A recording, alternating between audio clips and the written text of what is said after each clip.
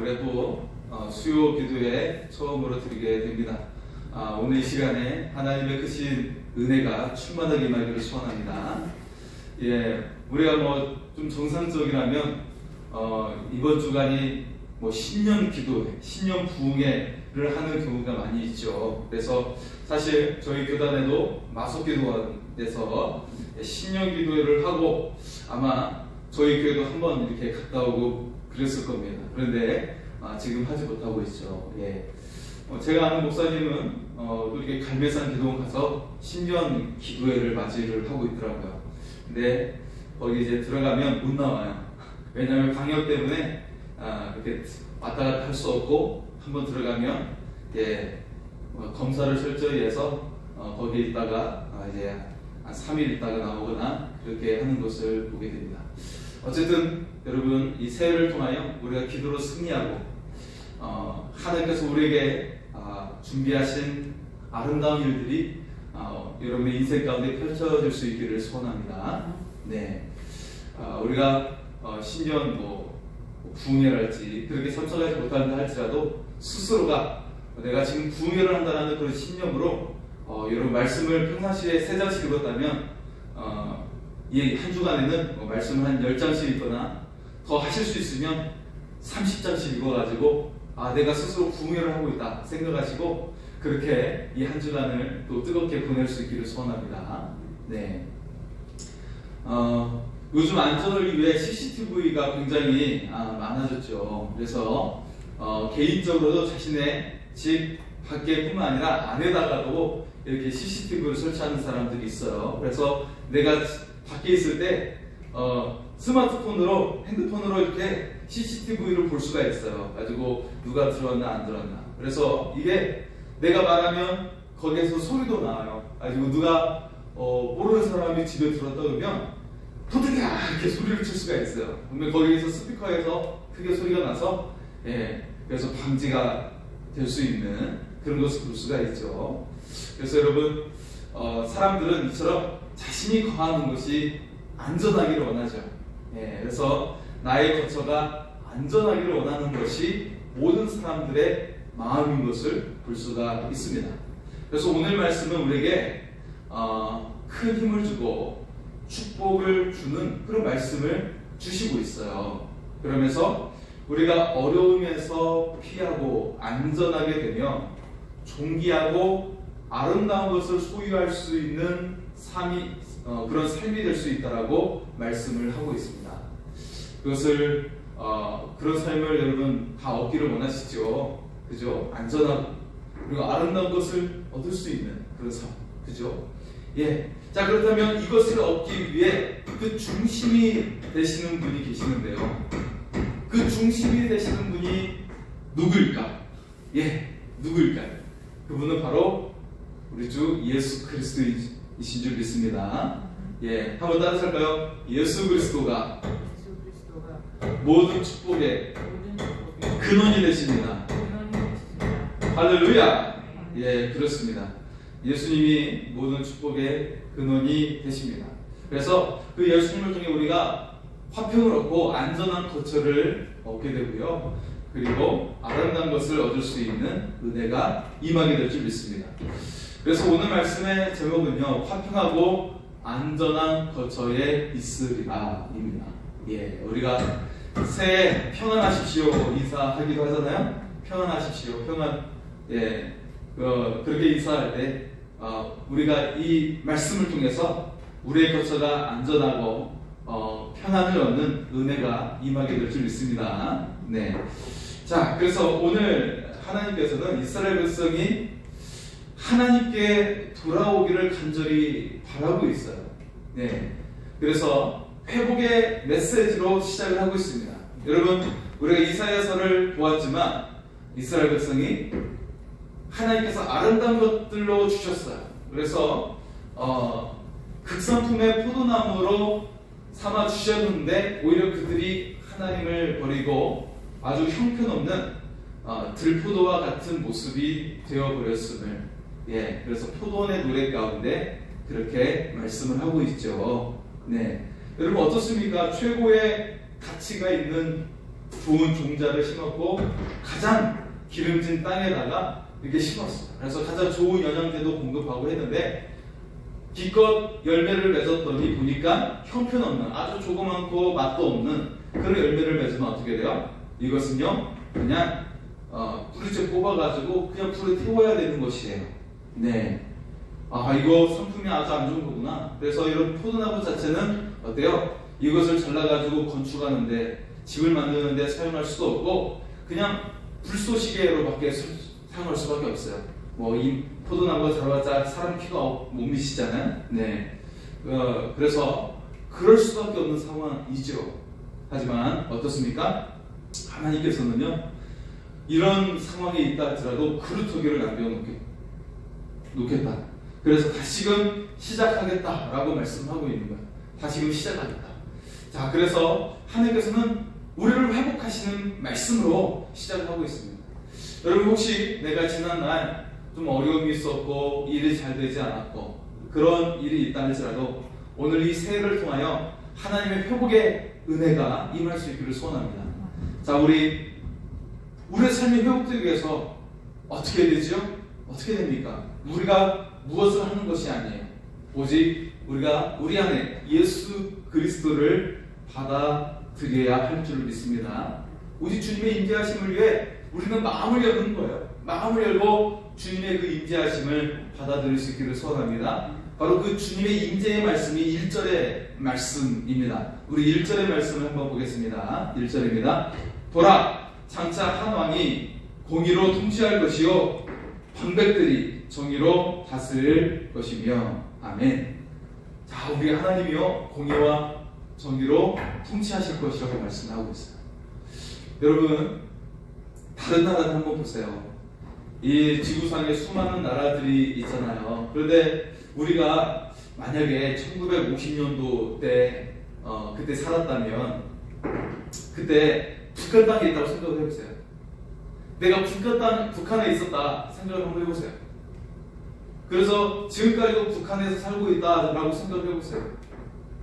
예, 불과 몇 년 전에 태풍이 엄청난 큰 태풍이 와가지고 300만 명이 아사에서 죽었대요. 먹을 것이 없어서 죽었다라는 이야기를 탈북자들을 통해서 우리는 간증을 들었죠. 예, 말이 300만 명이지 거기서 간신히 살아남은 사람들 온전히 살았겠습니까? 제정신이 되어서 살았겠습니까? 가족들 중에 한 사람 이상은 그렇게 죽게 되는 그런 엄청난 일이 있었다라고 하죠. 어쨌든 자유가 없이 고통받는 땅, 예, 그 땅이 지금 북한 땅이고 또 세계 곳곳에는 이처럼 그 공의롭지 못한 통치자들에 의해서 고통받는 사람들 너무나도 많이 있어요. 예, 너무나도 많이 있습니다. 또 미얀마도 얼마나 많은 국민들을 탄압하고 지금 하고 있습니까? 네. 그래서 세계 곳곳에는 이처럼 어렵게 사는 사람들이 굉장히 많이 있습니다. 그런 국민들이 많이 있는 것을 보게 되죠. 네. 그래서 이 코로나와 같은 상황에서도 이걸 잘 대처하지 못해서 선진국에서도 수백만 명의 사상자가 발생했어요. 예, 여러분 엄청나죠. 그래서 뉴욕에서도 얼마나 많은 사람들이 죽었는지 그 뉴욕 옆에 한 섬에다가 막 시신을 옮겨놓고 막 그렇게 장례를 치를 수 없으니까 냉동시켜놓고 막 그런 상황이 펼쳐졌잖아요. 네. 그런데 하나님은 어떤 하나님이십니까? 바로 우리에게 공의와 정의를 행하시는 주님이신 줄 믿습니다. 네. 그래서 그런 이 하나님의 통치로 말미암아 어떻게 돼요? 그 통치 가운데 있으면 우리의 삶이 평안해질 뿐만 아니라 먹고 사는 것이 걱정이 없게 되고 아주 부국하는 그런 은혜가 임하게 되는 것이죠. 실제로 이스라엘 역사 가운데 보면 하나님을 잘 섬겼던 왕들이 있었을 때 여호사밧 왕, 다윗 왕을부터 시작해서 여호사밧 왕과 히스기야 왕과 요시야 왕들을 보면 어때요?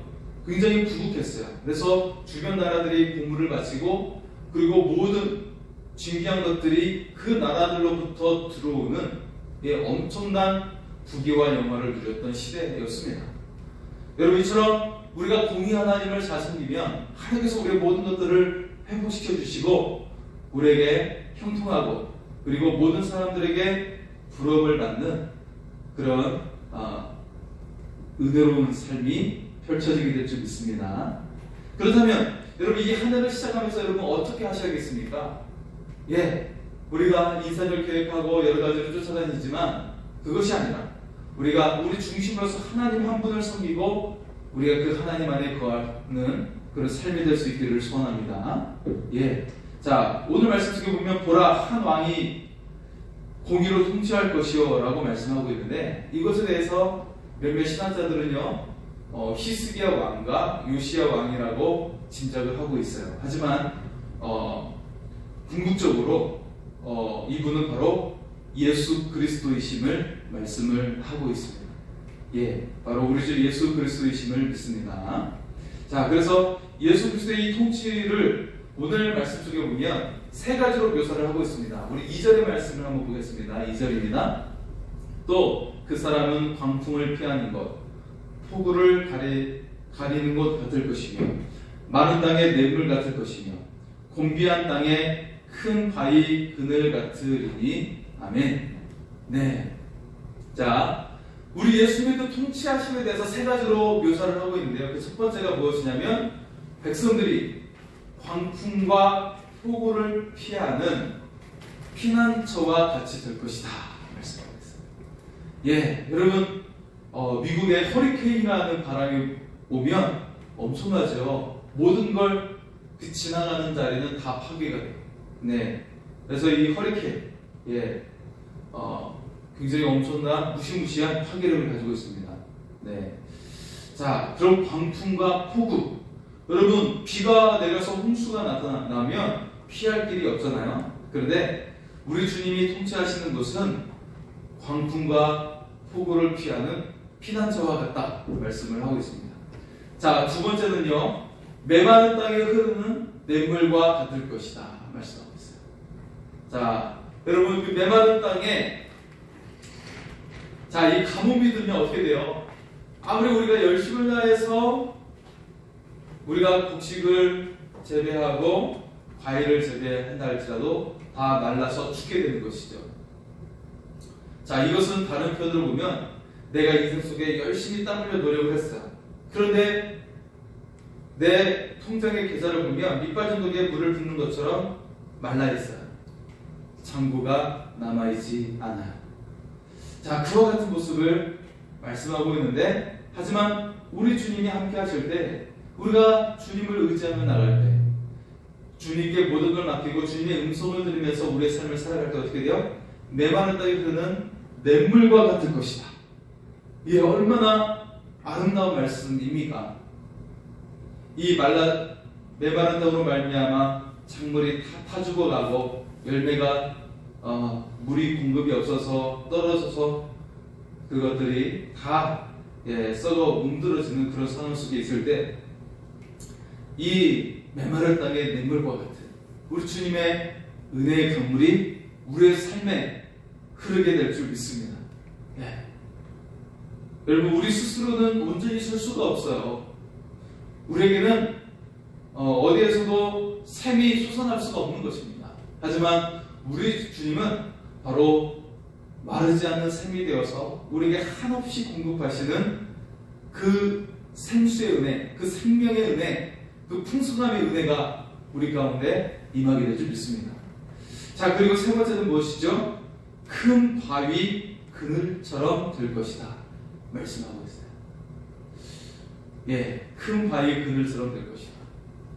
우리는 지금 추위를 안고 있지만 여러분 저 남반구에 있는 호주랄지 저쪽 불알질이랄지 그런 데는 어떻습니까? 뜨거운 여름을 지내고 있죠.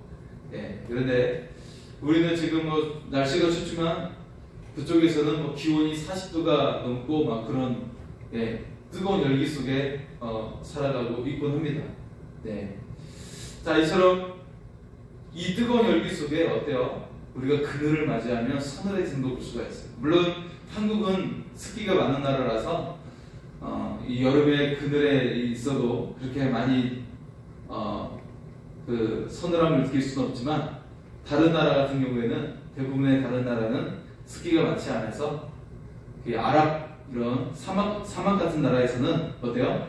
그늘에 딱 있으면 굉장히 시원함을 느낄 수가 있다는 것이죠. 습기가 없기 때문에 그늘에만 있어도 굉장히 시원함을 느낄 수가 있어요. 그래서 우리가 같이 선교 협력을 하고 있는 우리 오만에 계신 선교사님도 어때요?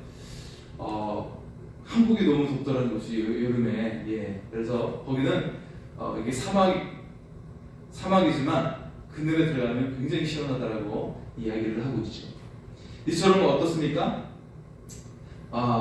이 지중해 이 적도군에 해당하는 나라는 굉장히 그 떼역에서 있으면 타 죽는 그런 상황 속에 있게 되지만 그늘 가운데 있으면 굉장히 시원함을 느끼면서 미소가 절로 나오는 것을 볼 수가 있는데요. 바로 우리 주님이 이처럼 그 주님의 그 통치 아래 있을 때 큰 바위 그늘과 같다라고 말씀을 하고 있습니다. 특히 팔레스타인은 산이 그렇게 많지 않기 때문에 큰 바위, 산이 없고 나무도 그렇게 많지 않기 때문에 큰 바위 그늘 아래 있다라는 것은 거기가 바로 그늘이 있는 곳이에요. 그렇기 때문에 거기서 쉼을 얻을 수 있다는 것이죠. 자, 이처럼 우리 주님께서 통치하실 때 우리 주님은 우리를 공격하는 모든 그런 삶의 위협으로부터 우리에게 그늘이 되어주시고, 그리고 모든 폭우와 광풍으로부터 우리를 보호해 주시는 그런 은혜의 주님이신 줄 믿습니다. 여러분, 우리가 이 한 해를 시작하면서 우리에게 늘 평안한 날만 있는 것이 아니죠. 그래서 어려움이 있을 수가 있어요. 삶의 고비가 있을 수가 있습니다. 하지만 우리가 주님을 의지하며 나갈 때 주님께서 우리를 보호해 주시고 우리에게 생명의 길, 은혜의 길로 인도해 주실 줄 믿습니다. 자, 그리고 어떤 말씀이 등장합니까? 자, 3절과 4절 말씀 속에 보면 우리가 눈과 귀와 마음과 입이 막혀있다고 말씀을 하고 있어요. 막혔는데 이것들이 회복될 것이라고 말씀하고 있습니다. 여러분, 혹시 이제 예배 시간에 졸음이 많이 오는 사람은 이것이 막혀있는지를 돌아보아야 합니다. 그래서 스스로 하나님, 나의 눈이 열리고 나의 귀가 열릴 수 있도록 기도해야 되는 거예요. 이건 왜냐하면 영적인 시간이기 때문에 그렇습니다. 하나님을 만나는 시간인데 이것이 막혀있다면 내 마음이 막혀있고 내 귀가 막혀있는지를 스스로 돌아보면서 이것들이 열릴 수 있도록 우리가 기도할 수 있기를 원합니다. 내 영의 눈이, 영의 귀가 열리게 하여 주시옵소서. 내 영의 마음이 열리게 하여 주시옵소서. 그래서 주님의 크신 은혜를 내가 누구보다도 그 앞에서 받을 수 있는 은혜의 사람이 되게 하여 주시옵소서 라고 기도할 수 있기를 소원합니다. 자, 그리고 나서 오늘 말씀 이제 15절과 20절의 말씀은 굉장히 아름다운 말씀이 펼쳐지고 있죠. 예수 그리스도의 통치로 말미암아 무너진 그런 우리의 삶의 곳곳, 사회 곳곳이 변화될 것이고 회복될 것이라는 소망의 메시지를 주고 있습니다. 이처럼 하나님은요, 우리에게 소망을 주시기를 원하시고 희망을 주시기를 원하십니다. 회복하시기를 원하고 계시고 그것을 계획하시는 하나님이십니다. 사실 이 코로나 속에서 곳곳이 무너져 있죠. 삶의 터전이 무너진 사람도 있고 관계가 무너진 경우도 있어요. 이 코로나라고 핑계대면서 우리가 이제 명절에 내려가지도 않고 그런 상황을 우리가 맞이하고 있죠. 어쩔 수 없는 상황이죠. 자, 어쨌든 그렇지만 우리가 몸이 그렇게 서로 어때요? 이 방역 때문에 거리두기를 한다 할지라도 우리의 마음은 가까워져야 한다는 것이죠.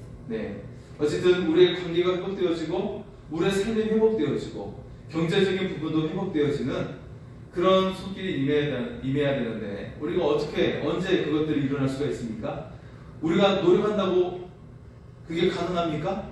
제가 필리핀 선교를 가봤는데 그 사람들이 굉장히 부지런해요. 그 사람들이 부지런하지 않은 것이 아니에요. 동남아 사람들이 굉장히 부지런하더라고요. 6인데 새벽 6시인데 이미 일하러 나가요. 새벽 6시 일하러 나간다고요. 5시에 일어나가지고 새벽 6시 일하러 나가요. 일하고 어떻게 돼요? 한낮에 11시까지 12시가 되면 굉장히 뜨거워요. 막 50도까지 올라가요. 여러분 50도가 올라가면 일을 할 수 있습니까? 일을 할 수 없죠. 그래서 그때는 쉴 수밖에 없는 거야. 2시간 정도. 그래서 한낮에 쉬는 거는 당연한 거였어요. 그 태양빛에 견딜 수가 없어요. 50도까지 올라가는데. 예, 이게 당연하더라고요. 그 시간 일할 수가 없어요. 그리고 그 사람들이 일을 하는데 위에 옷을 벗어가지고 이걸 이렇게 한번 말아가지고 얼굴에다 뒤집어서 해가지고 얼굴을 막고 눈만 딱 이렇게 보이게 해서 그런 상태에서 일을 해요. 예. 뭐 햇빛을 가릴 수 없으니까 우통을 벗어가지고 그 눈만 내놓고 이게 목 부분이 딱 나오면 눈만 나오잖아요. 그죠? 그걸 뒤집어 쓰고 일을 하더라고요. 부지런해요, 그분들. 6시에 일어나서 열심히 일하고 한낮에는 너무 뜨거워요. 50도까지 올라가니까. 그리고 나서 또 끝나면 그 태양빛이 지나면 다시금 또 일을 하고 열심히 일해요. 바나나 공장에서 얼마나 열심히 일하는지 몰라요. 그렇게 열심히 일하는데 겨우 주는 하루의 품삯은 겨우 끼니를 때울 정도이기 때문에 어렵게 사는 거예요. 네, 그런 걸 볼 수가 있죠. 예, 이처럼 여러분 열심히 정말 우리가 힘 빠지게 일을 하지만 어때요? 우리의 삶이 부유해질 수 있습니까? 그렇지 못하다라는 것을 우리가 알 수가 있어요. 다른 곳에서 이것이 새어나가요. 우리가 열심히 일을 해서 통장에 넣지만 이 통장이 어때요? 저금통이 한쪽이 구멍이 나 있듯이 이게 퐁퐁퐁퐁 빠져나가는 거예요. 왜 그렇죠? 왜 그렇습니까? 우리가 열심히 한다고 이것이 채워지는 것이 아니에요. 하나님의 은혜가 있어야 된다는 거예요. 하나님의 도우심이 있어야 되는 줄 믿습니다. 네. 또 그 가운데는 어때요? 이 사회가 하나님을 두려워할 수 있어야 돼요. 지도자들이 하나님을 두려워해야 돼요. 하나님을 두려워하는 지도자가 백성을 떠받드는, 백성을 겸손히 섬기는 지도자인 줄을 우리가 믿을 수 있기를 소원합니다. 그래서 여러분 이제 곧 대통령 선거가 70일도 안 남았죠? 여러분 지도자를 위해 기도하고 있습니까? 여러분 지도자를 위해 기도 안 하면 이 나라는 정말 위태롭습니다. 네, 저는 정치에 대해 개입하거나 그런 것을 하지 말라고 이야기하지만 지도자를 위해서는 분명히 기도를 해야 돼요. 그렇지 않으면 이 땅의 안보 문제랄지 경제적인 문제랄지 잘못 판단하고 하면 굉장히 우리의 삶은 위태로워질 수가 있어요. 예, 많은 우리의 자녀들이 직장을 잃을 수도 있고 그렇게 어려움을 당할 수가 있습니다. 그렇기 때문에 여러분 정말 하나님을 경외하는 지도자가 나올 수 있도록 여러분 열심히 기도할 수 있기를 소원합니다. 정말 하나님을 두려워하는 자가 국민들을 위할 수가 있는 거예요. 그래서 그렇게 기도할 수 있기를 소원합니다.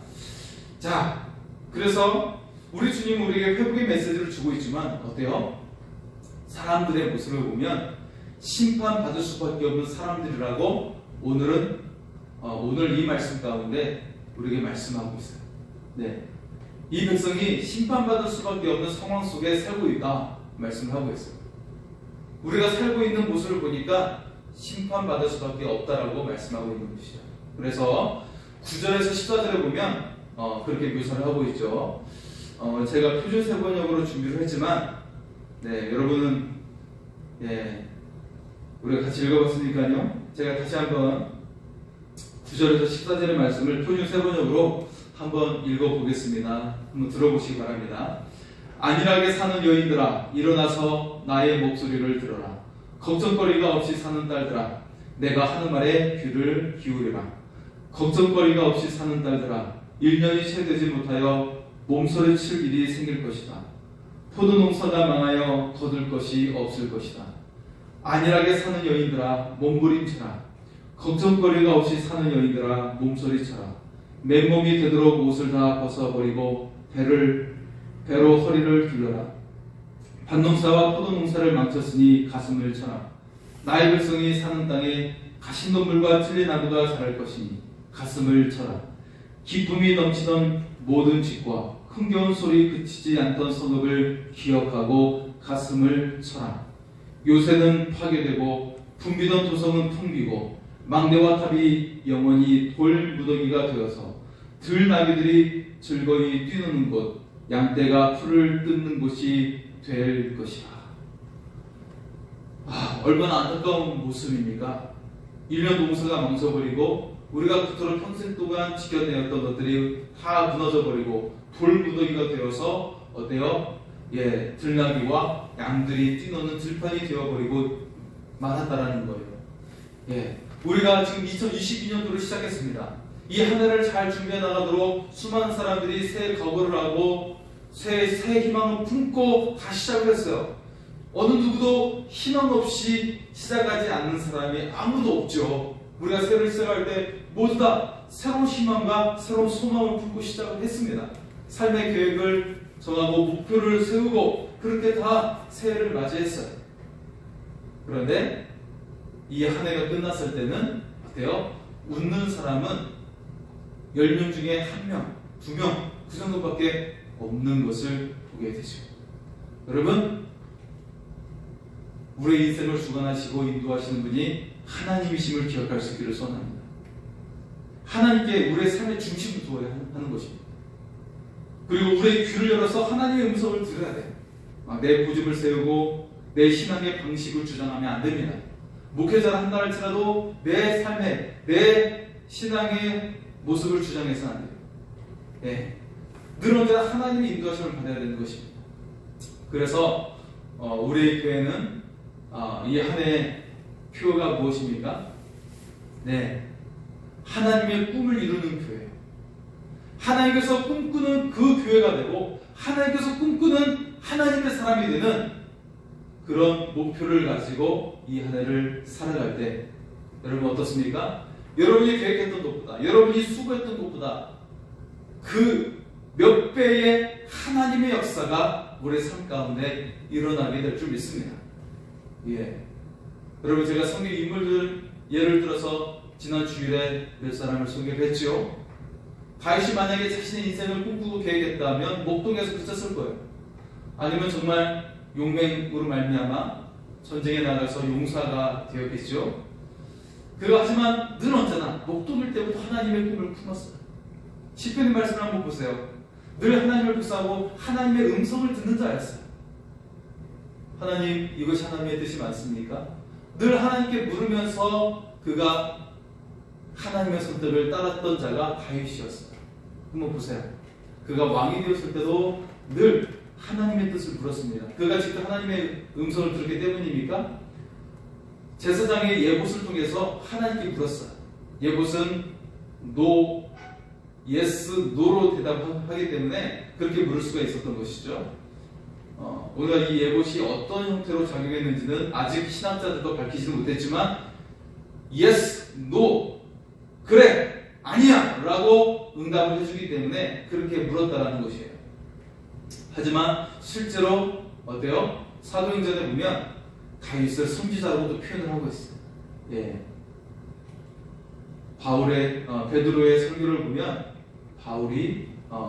베드로의 설교를 보면 다윗이 선지자라고 표현을 하고 있죠. 사도행전 2장을 보시면 그렇게 나와 있죠. 이처럼 다윗이 늘 하나님께 예배하고 묵상하다 보니까 그가 이미 예수 그리스도를 예언하는 그런 시편의 말씀을 그렇게 고백을 하기도 했고 그렇게 노래하기도 했고 하나님께서 영감을 주셔서 그렇게 이미 예수님의 오심에 대해서 예언하기도 했던 것을 볼 수가 있고요. 그리고 하나님께서 이처럼 늘 하나님의 꿈을 꾸는 다윗을 향해 하나님을 기뻐하시기 위해서 하나님의 나라가 되고 하나님의 성전을 짓고 싶었던 이 다윗에 대해서 하나님께서 얼마나 기뻐하시고 그를 높여주셨는지를 우리가 기억할 수 있기를 소원합니다. 여러분, 우리가 꿈꾸는 것은요, 기껏 해봤자 우리의 가정도 제대로 세울 수가 없어요. 내가 살고 있는 터전도 제대로 지켜낼 수가 없어요. 하지만 우리가 하나님을 의지하며 나가면 하나님께서 우리에게 화평을 주시고 안전한 거처가 되게 하심을 믿을 수 있기를 소원합니다. 뿐만 아니라 여러분의 삶을 정말 위대하게 만들어주시고 여러분의 그 시대뿐만 아니라 여러분의 자손들의 삶까지도 하나님의 축복이 흘러가게 되는 놀라운 역사가 일어나게 될 줄 믿습니다. 네. 자, 그래서 여러분, 하나님은 우리가 회복되기를 원하시는데요. 자, 어떤 회복을 주십니까? 우리 15절의 말씀을 보겠습니다. 15절입니다. 15절의 말씀입니다. 마침내 위에서부터 영을 우리에게 부어주시리니 광야가 아름다운 밭이 되며 아름다운 밭을 숲으로 여기게 되리라. 아멘. 할렐루야. 자, 이 15절 앞에 있는 말씀이 제가 조금 전에 표준체 번역을 읽어드렸던 말씀인데 굉장히 황폐해지고 완전히 망하고 무너져 버리는 그런 모습이었어요. 예. 하지만 어떻게 됩니까? 이 무너져서 광야처럼 됐던 땅을 하나님께서는 아름다운 밭이 되고 이것을 뛰어넘어 숲과 같이 되리라. 할렐루야. 여러분, 특히 이 팔레스타인은 사막이 많죠. 광야가 많아요. 하지만 이 숲이 되어지는 곳은 굉장히 기름진 땅이죠. 이 지역에 있어서. 우리 한국은 숲이 곳곳에 있잖아요. 예, 서울조차도 산으로 둘러싸여 있잖아요. 실제로. 예, 그런 모습이지만 실제 이 팔레스타인의 숲이라고 하는 것은 보기 흔한 곳이 아니에요. 굉장히 어려운 곳이에요. 예, 어려운 곳이에요. 마찬가지로 이와 비슷한 땅이 저희 그 누님의 가족이 선교하고 있는 페루도 마찬가지예요. 이 페루에서 좀 배경이 좋다고 사진 찍은 곳이 어디예요? 뒤에 돌산이에요. 돌산. 산이 없어요. 거기도 산이 없어요. 아주 높은 고지대에 가야 산이 있지 곳곳에 다 돌무더기밖에 없어요. 나무도 없어요. 나무도 없더라고요. 어떻게 사는지 모르겠어요. 그래서 막 흙무더기에 막 둘러싸여 있어요. 살고 있어요. 흙무더기. 예, 이스라엘이 거했던 곳이 흙무더기와 같은 지역이에요. 그런데 그런 상황이지만 하나님을 의지하는 자, 그곳이 어떻게 돼요? 아름다운 밭이 되고 숲이 되어 그것을 뛰어넘어 숲이 되어 있게 되는 그 청청한 그 풍성한 은혜가 임하게 될 줄 믿습니다. 그런데 이처럼 이 풍성함을 누리는 삶이 되기 위해 무엇이 임해야 된다고 말씀을 하고 있죠? 위에서부터 영을 우리에게 부어주시리니 라고 말씀하고 있습니다. 위에서부터 영을 우리에게 부어주시리니, 주님의 성령으로 말미암아 우리가 새로운 마음을 가져야 된다는 것입니다. 여러분, 이 세례를 써야겠지만 우리는 새로워질 수 없어요. 오직 위에서부터 하나님의 영이 우리 가운데 임하셔서 우리의 마음이 새로워져야 한다는 것입니다. 우리의 생각이 새로워져야 한다는 것입니다. 그럴 때 우리의 삶이 바뀌고 삶의 모습이 바뀌게 될 줄 믿습니다. 네, 여러분, 주님의 성령이 임할 수 있도록 기도하시고 주님의 성령을 따라 살아갈 수 있도록 기도하면 여러분, 이처럼 하나님께서 행하시는 놀라운 역사가 임하게 될 줄 믿습니다. 지금 절망과 같은 상황이 역전하시는 하나님의 은혜 속길이 임하게 될 줄 믿습니다. 여러분, 가족 가운데 아직 구원받지 못하거나 예배 자리에 참석하지 못한 자가 있다 할지라도 반드시 생명의 역사, 구원의 역사가 일어나게 될 줄 믿습니다. 여러분, 재정적으로 힘들고 건강이 어려운 상황이 있는 자에게도 성령의 역사가 임해서 그것들이 회복되어지고 그것이 넘치게 되는 은혜가 임하게 될 줄 믿습니다. 자, 마지막 우리 18절의 말씀 보겠습니다. 18절의 말씀입니다. 내 백성이 화평한 집과 안전한 거처와 조용히 쉬는 곳에 있으려니와. 아멘. 네, 여러분, 우리 주님한테 갈 때 우리는 화평한 집과 안전한 거처에서 쉼을 얻게 되는 은혜가 임하게 될 줄 믿습니다. 우리 주님께서 우리에게 말씀하셨죠. 수고하고 무거운 짐진 자들아 다 내게로 오라. 내가 너희를 쉬게 하리라. 우리가 있는 그곳이 근심의 자리가 아니고 고통의 자리가 아니라 화평한 자리고 그리고 안전한 거처가 되어서 우리가 하나님의 은혜로 쉼없이 하염없이 공급을 받는 은혜의 자리가 될 줄 믿습니다. 네. 자, 오늘 말씀 속에 하나님께서는 심판을 받는 대상이 있고, 그리고 그 반대로 하나님의 은혜를 받는 대상이 있다는 것을 우리에게 보여주고 있어요. 그래서 심판받는 곳은 철저하게 하나님께서 그 뿌리까지 다 내몰라버리고 완전히 황폐케 해버리는 그런 모습을 보여주고 있는 반면에 어때요? 하나님의 은혜를 받는 자, 하나님의 영의 인도하심을 받는 사람들은 어떻게 되죠? 하나님께서 그 많은 땅이 냇물이 흐르게 하시고 아름다운 밭이 되어서 그것을 뛰어넘어 숲과 같이 되는 울창한 숲이 되어 나오는 그런 은혜가 임하게 될 줄 믿습니다. 여러분, 이 하늘을 통하여 우리의 마음을 이처럼 닫아버리고 강박한 마음이 되어서 메말라버리는 그런 모습이 아니라, 여러분 어떻게 됩니까? 하나님의 영의 인도하심을 받아서 우리의 영의 눈을 열고 영의 귀를 열고 영의 마음을 열어서 하나님의 음성을 듣고 하나님의 말씀을 들어서 여러분 하나님께서 쌓아놓은 은혜를 받게 되는 이 역사가 임할 수 있기를 소원합니다. 그러면 지금 고통의 삶이 있고 괴로움의 삶이 있고 염려와 근심의 삶이 영광의 삶으로 임하게 될 줄 믿습니다. 이 하나님을 기대하고 하나님께 모든 것을 맡기고 하나님께 모든 것을 열어드리면서 하나님의 공급하심을 받는 은혜의 삶이 될 수 있기를 소원합니다. 자, 우리 하나님께 찬양합니다. 하나님은 너를 지키시는